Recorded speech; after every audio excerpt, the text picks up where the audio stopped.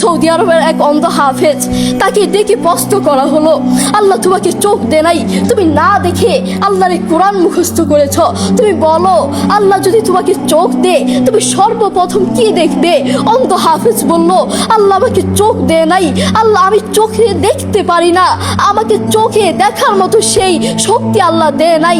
আমাকে যদি আল্লাহ চোখ ফিরিয়ে দে, আমি আল্লাহর কসম করে বলতে পারবো আমি আমার মাকে দেখবো না, আমার কলিজার টুকরো সন্তান আছে আমি সন্তানকে দেখবো না, আমার ভাই আছে, আমার বন্ধু আছে, আমার প্রিয় মানুষ আছে, আমি তাদেরকে দেখবো না।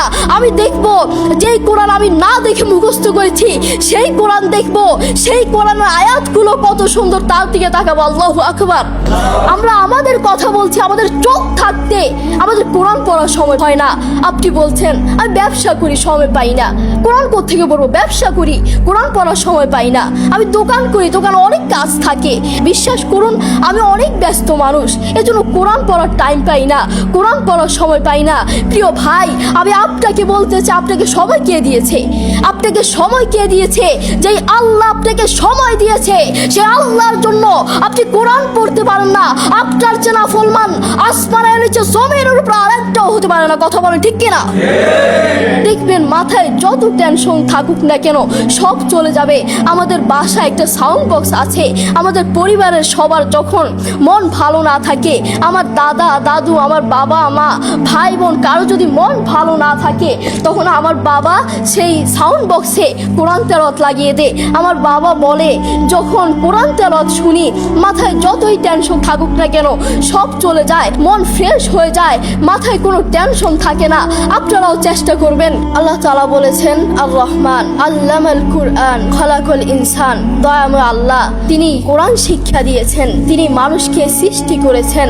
আপনি দেখুন বর্তমান পৃথিবীতে যিনি কোরআন নিয়ে প্রতিবাদ করেছেন, আল্লাহু আকবার, যিনি বর্তমান এই পৃথিবীর বুকে কোরআনের সৌন্দর্য তুলে ধরেছেন, কোরআন যে ভুল নয় তা প্রমাণ করেছেন, তিনি হচ্ছে ডাক্তার জাকির নায়েক হাফিজাহুল্লাহ। তিনি কোরআনের মর্যাদা তুলে ধরেছেন, কোরআন যে ভুল নয় তা প্রমাণ করে দিয়েছেন। এই পৃথিবীর বুকে আপনি দেখবেন পৃথিবীর বহু মানুষ চোখে দেখে না, পৃথিবীর বহু মানুষ কথা বলতে পারে না, পৃথিবীর বহু মানুষ হাঁটতে পারে না, পৃথিবীর বহু মানুষ কানে শুনে না, তবু আল্লাহু আকবার যারা অন্ধ দেখবেন তারা চোখে দেখে না কিন্তু শুনে শুনে এই কোরআন মুখস্থ করে, যারা কানে শুনে না তারাও এই কোরআন মুখস্থ করে, যারা কথা বলতে পারে না তারাও আল্লাহু আকবার দেখবেন এই কোরআন মুখস্থ করে। আমার বাবার একটি মাদ্রাসা আছে, নাম হচ্ছে আল হিদায়াত প্রতিবন্ধী মাদ্রাসা, সেখানে বিভিন্ন প্রতিবন্ধীরা পড়ে। তো সেখানে যিনি প্রধান শিক্ষক, সেখানে যিনি প্রধান টিচার, তার নাম হচ্ছে হাফেজ মোহাম্মদ শরীফুল ইসলাম। তাকে আল্লাহ এই দুটো চোখ দেয় নাই, তিনিও চোখে দেখতে পারেন না, তাকে আল্লাহ চোখ দেয় নাই, তবুও কোরআনের প্রতি ভালোবাসা আছে।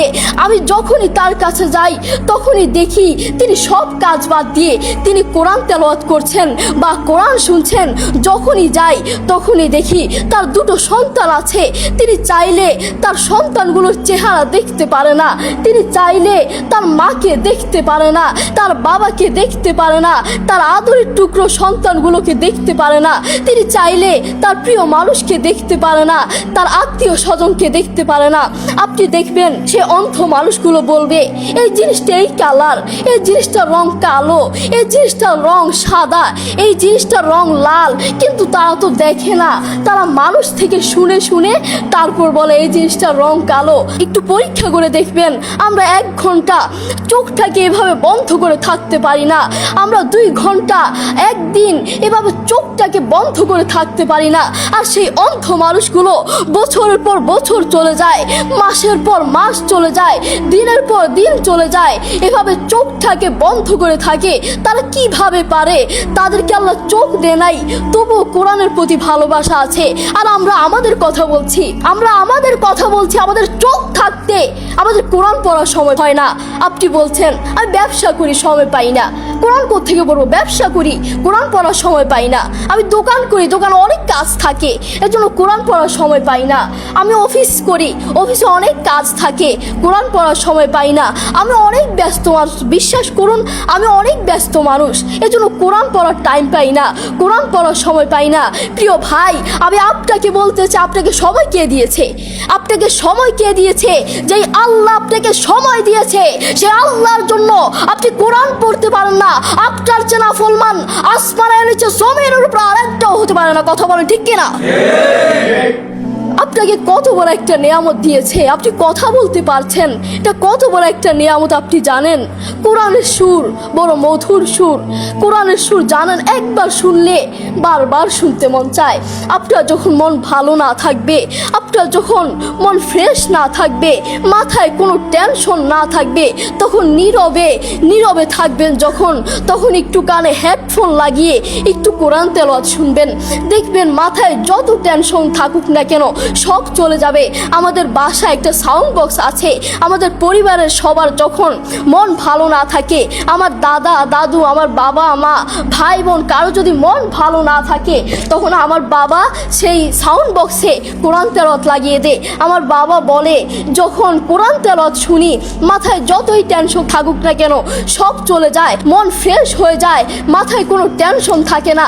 আপনারাও চেষ্টা করবেন বেশি বেশি কোরআন তেলাওয়াত করার, নিজে কোরআন পড়বেন এবং অন্যকে উৎসাহিত করবেন। আমার মা বাবা আমাকে কোরআন পড়ার জন্য বেশি বেশি উৎসাহিত করে। যারা অন্ধ দেখবেন, তারা চোখে দেখে না, তারা শুনে শুনে শুনে কানে শুনে শুনে এই কোরআন মুখস্থ করে, তারা চোখে দেখে না। যারা অন্ধ তাদেরকে কি একটু প্রশ্ন করবেন, আপনাদের জীবনের আশা কি? আপনারা আল্লাহর কাছে সব